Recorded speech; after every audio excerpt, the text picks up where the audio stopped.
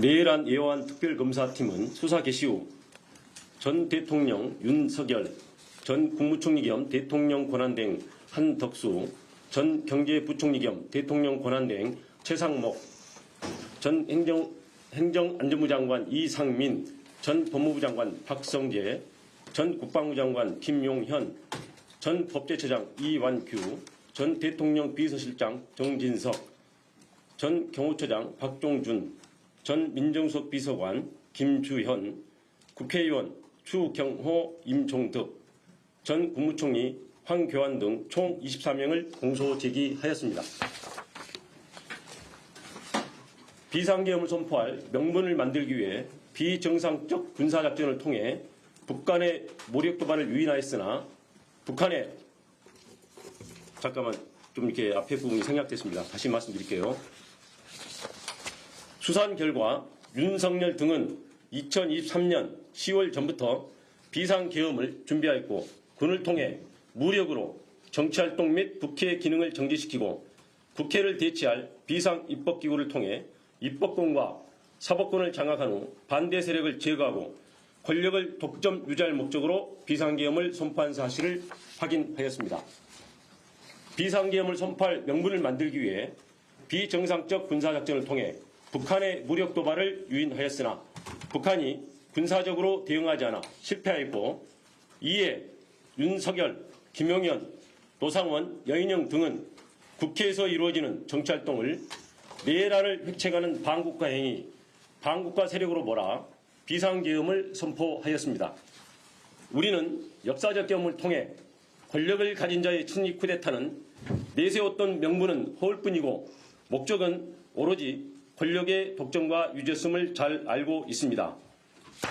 윤석열은 취임과 함께 대통령실을 용산 군기지 내 합동참모본부 청사 바로 옆 국방부 청사로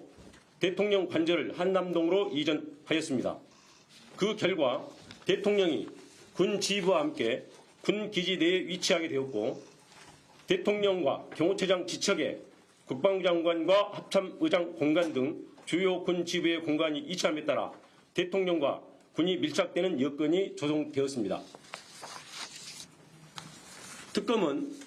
김용현과 수시로 만나면서 계엄을 준비한 전 정보사령관 노상원으로부터 입수한 수첩과 방첩사령관 여인영의 휴대폰 메모 등 객관적 물적 자료와 관련자들의 진술을 통해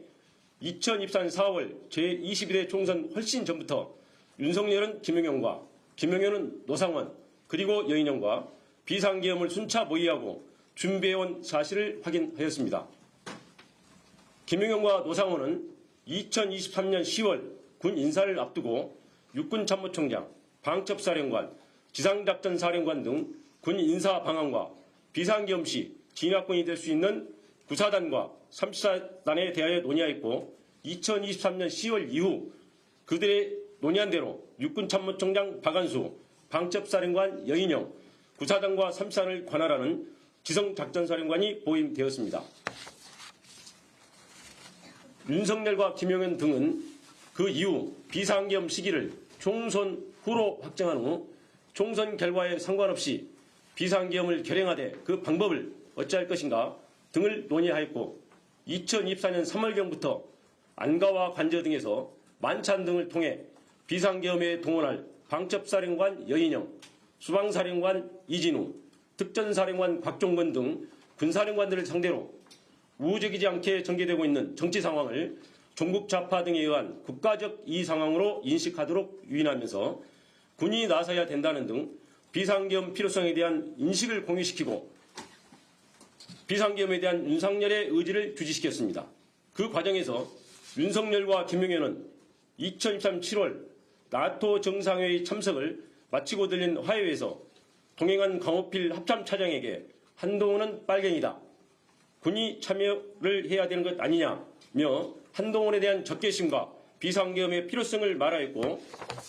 이에 강호필이 국방장관 신원식 합참의장 김명수에게 윤석열의 발언을 보도하자 신원식은 김용현에게 계엄 반대 사를 강하게 표명하였고 윤석열은 국방장관을 신원식에서 김용현으로 전격 교체하였습니다.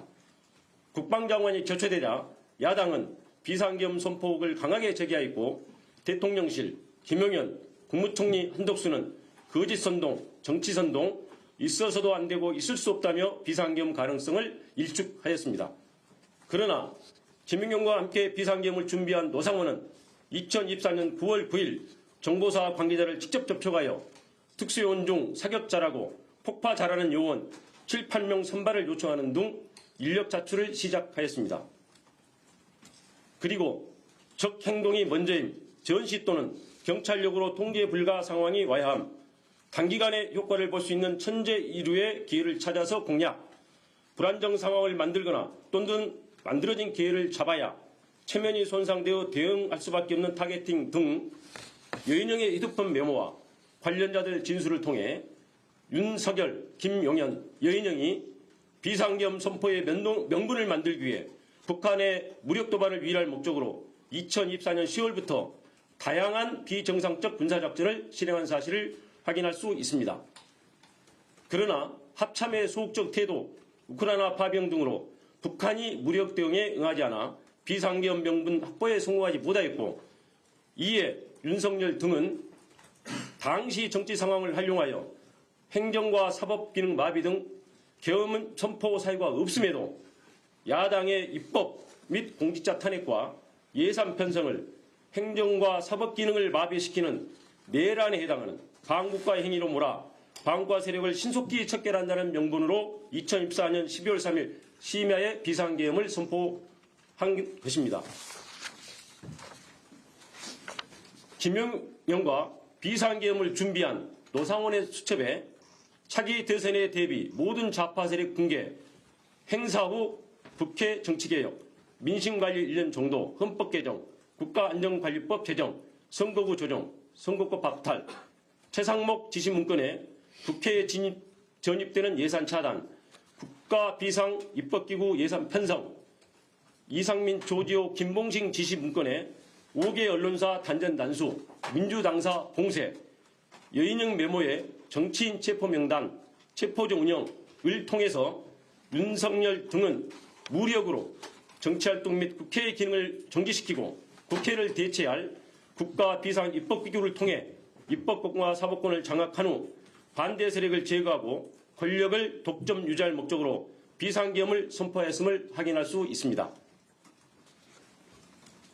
검찰총장 재직 시 집권당과 대립하다가 검찰총장직에서 물러나 2021년 6월 29일 대통령 출마 선언을 하면서 집권당을 거대 의석을 가지고 자유와 법치를 부정하는 세력으로 규정한 윤석열은 2022년 11월 25일 국민의힘 지도부와 하는 만찬 자리에서 비상대권이 있다, 총살당하는 한이 있더라도 싹 쓸어버리겠다 라며 정치적 반대 세력에 대한 적대감을 드러낸 사실이 있고, 2024년 7월 강호필 합참차장에게 자신이 법무부 장관으로 임명하였던 국민의힘 당대표 한동훈을 빨갱이다 라고 말하고, 2024년 10월 1일 군사령관들과의 만찬 자리에서는 한동훈을 잡아오라, 총으로 쏴 죽이겠다 라고 말하였으며 마음에 들지 않는 법관을 체포하려 하였습니다. 이러한 사실을 통해 윤석열이 신념에 따른 것이 아니라 자신을 거스르거나 반대하는 사람을 반국가 세력으로 몰아 비상계엄을 통해 제거하려 한 사실을 확인할 수 있습니다. 심지어 윤석열 등은 비상계엄과 국회 기능 정지의 명분을 만들기 위해 선관위에 무장 군인을 진입시키고 범죄 수사와 전혀 관련 없는 대북 작전을 수행하는 정보사 요원을 중심으로 수사단을 만들어 2024년 4월 총선 결과가 반대 세력에 의한 부정선거라고 조작하기 위해 그에 사용할 목적으로 사전에 야구방망이, 송곳, 망치 등 도기를 준비하기도 하였습니다. 우리 국민은 1980년 전두환 노태우 세력의 합수부가 권력 찬탈의 명분을 만들기 위해 반대 세력을 영장 없이 체포 감금하고 고문으로 사건을 조작한 역사를 생생히 기억하고 있습니다.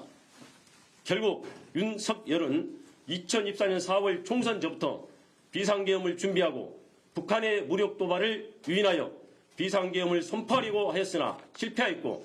군을 통해 무력으로 입법권과 사법권을 장악한 후 정책 반대 세력을 제거하고 권력을 독점 유지할 목적으로 2024년 12월 전후의 정치 상황을 국정마비로 내세워 비상계엄을 선포한 것입니다. 이상입니다.